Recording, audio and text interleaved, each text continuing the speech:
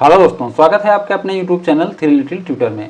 जैसा कि आप लोग को मालूम है कि आज 16 अप्रैल है और अब केंद्रीय विद्यालय में सभी तरीके के फॉर्म भरना बंद हो चुके हैं। फॉर्म भरने की जो लास्ट डेट थी वह 15 अप्रैल को शाम 5 बजे थी। अब कोई फॉर्म नहीं भरे जा रहे हैं। ऐसे में बहुत सारे माता पिता अब वेट कर रहे हैं कि उनके बच्चे का नाम कब आएगा। तो उनके लिए एक खुशखबरी लेकर आया हूँ, एक नई नोटिस लेकर आया हूँ। ये नोटिस केंद्रीय विद्यालय ने जारी किया है। तो वो नोटिस भी दिखाऊंगा और आपको बताऊंगा कि आपके बच्चे का नाम बहुत जल्द आने वाला है और आप अपने बच्चे का नाम कैसे चेक कर पाएंगे, उसका डिटेल कैसे चेक कर पाएंगे, ये सारी जानकारी इस वीडियो में लेकर आया हूँ। तो चलिए वीडियो स्टार्ट करते हैं और देखते हैं आज आएगी बाल वाटिका की लिस्ट। जी हाँ, ये जानकारी केंद्रीय विद्यालय ने दी है कि आज बाल वाटिका की लिस्ट आने वाली है। साथ ही साथ कैसे देखें अपने बच्चे का नाम और डिटेल्स, उस लिस्ट में अपने बच्चे का नाम और डिटेल्स कैसे चेक करें वो भी मैं बताऊंगा। साथ ही साथ पिछले साल की आपको लिस्ट भी दिखाऊंगा कि पिछले साल जो लिस्ट आई थी उसमें कैसे बच्चों का नाम आया था, क्या क्या डिटेल आया था, कैसे आप उसको चेक कर पाएंगे, ये सारी चीज़ें इस वीडियो में मैं शामिल करने वाला हूं। तो चलिए वीडियो स्टार्ट करते हैं और सबसे पहले देखते हैं कि क्या अभी भी कोई संभावना है डेट बढ़ने की। तो क्या केवी की रजिस्ट्रेशन डेट बढ़ सकती है? नहीं, रजिस्ट्रेशन की डेट बढ़ने की कोई संभावना नहीं है क्योंकि ऑनलाइन रजिस्ट्रेशन की वेबसाइट से रजिस्ट्रेशन बंद हो चुके हैं, इसलिए रजिस्ट्रेशन की डेट बढ़ने की कोई संभावना नहीं है। तो आपको मैं चल के वेबसाइट पर भी दिखा दे रहा हूं कि ऑनलाइन रजिस्ट्रेशन बंद हो चुके हैं और वहां पर क्या जानकारी दी जा रही है। तो चलिए वेबसाइट पर चलते हैं और अपडेटेड जानकारी देख लेते हैं। तो इसके लिए हम आ गए हैं ऑनलाइन एडमिशन पोर्टल पर, जहां से आपने केंद्रीय विद्यालय क्लास 1 के ऑनलाइन रजिस्ट्रेशन किए हैं। तो इस पर हम क्लिक करेंगे और चल के देखेंगे कि इस वेबसाइट पर क्या नई जानकारी दी जा रही है। तो यहाँ आप देख सकते हैं कक्षा 1 में ऑनलाइन आवेदन करने की अंतिम तारीख 15 अप्रैल 2024 17 बजे तक थी। नए पंजीकरण आवेदन जमा करने या रद्द करने की अनुमति अब नहीं है। तो ऐसी जानकारी इन्होंने दी है कि अब कोई नया आवेदन नहीं लिया जाएगा, न जमा होगा और ना ही रद्द कर सकते हैं। साथ ही साथ आप यहाँ देख सकते हैं कि यहाँ जो रजिस्ट्रेशन वाला बटन था वह भी गायब हो गया है, यानी डिसेबल हो गया है। तो अब कोई रजिस्ट्रेशन नहीं होंगे, न ही कोई डेट बढ़ने वाली है। चलिए हम अपने मुख्य वीडियो की तरफ चलते हैं और आपको वह नोटिस दिखाते हैं और आपको बाल वाटिका लिस्ट के बारे में जानकारी देते हैं। अब हम आते हैं अपने मुख्य बात पर कि क्या बाल वाटिका की लिस्ट आज जारी होगी। तो जी हाँ, आज बाल वाटिका की लिस्ट जारी होगी। बाल वाटिका में फॉर्म भरने की डेट बीत चुकी है। अब केवीएस 16 अप्रैल से बाल वाटिका की लिस्ट जारी करेंगे। केवी द्वारा 18 अप्रैल तक निम्न लिस्ट जारी की जाएगी। तो अब जितने भी केंद्रीय विद्यालय हैं जिनमें बाल वाटिका के फॉर्म भरे गए थे वो बाल वाटिका लिस्ट जारी करेंगे और यह लिस्ट में क्या क्या जारी करेंगे उसे चलिए देख लेते हैं।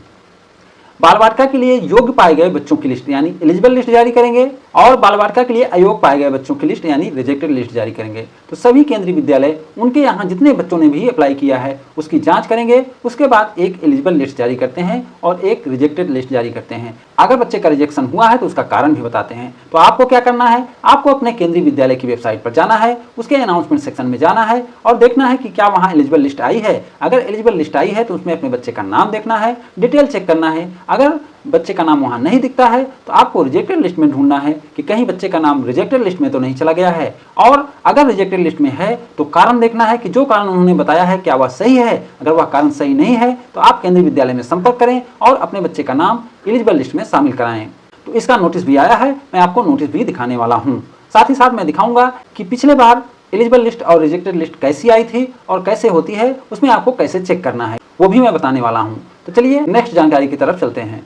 Class 1 eligible list. तो क्या क्लास 1 के लिए भी एलिजिबल लिस्ट आएगी? क्लास 1 के लिए योग्य पाए गए बच्चों की लिस्ट यानी एलिजिबल लिस्ट लॉटरी के दिन ही आती है। ये लिस्ट कुछ ही केंद्रीय विद्यालय द्वारा जारी की जाती है।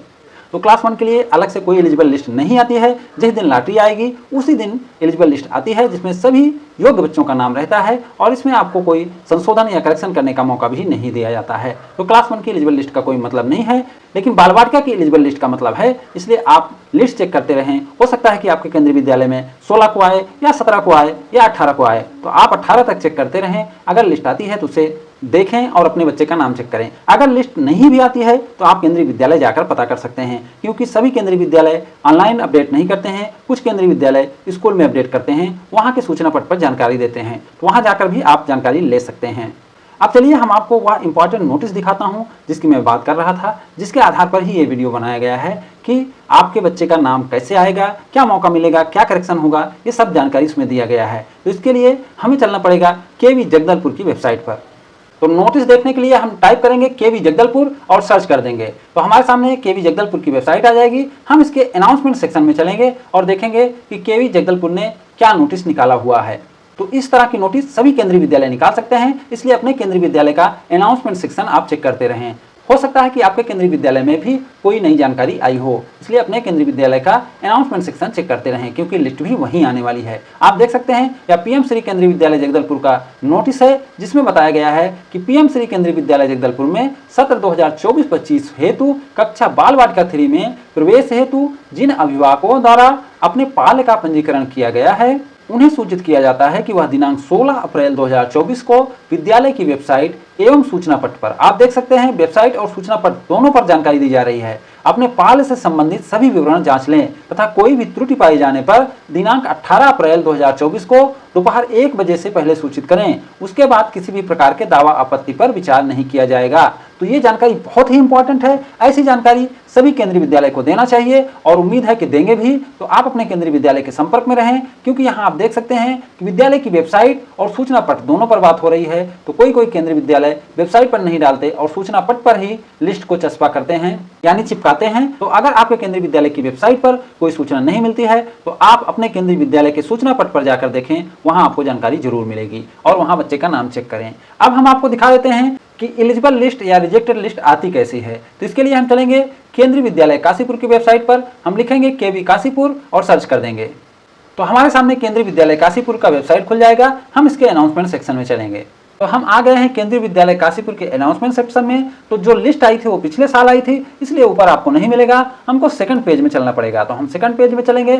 सेकंड पेज में लास्ट में हम चलेंगे तो हमको 37 नंबर पे दिखेगा बाल Vatika 2 rejected list of applicant. उसके बाद दिखेगा 39 में बाल वाटिका 1 एलिजिबल लिस्ट ऑफ एप्लीकेंट और 40 नंबर में मिलेगा बाल Vatika 2 eligible list of applicant. हम सभी को डाउनलोड करके आपको दिखाते हैं। सबसे पहले हम दिखा देते हैं बाल वाटिका 1 की एलिजिबल लिस्ट। आप देख सकते हैं यहाँ बाल वाटिका 1 की एलिजिबल लिस्ट है।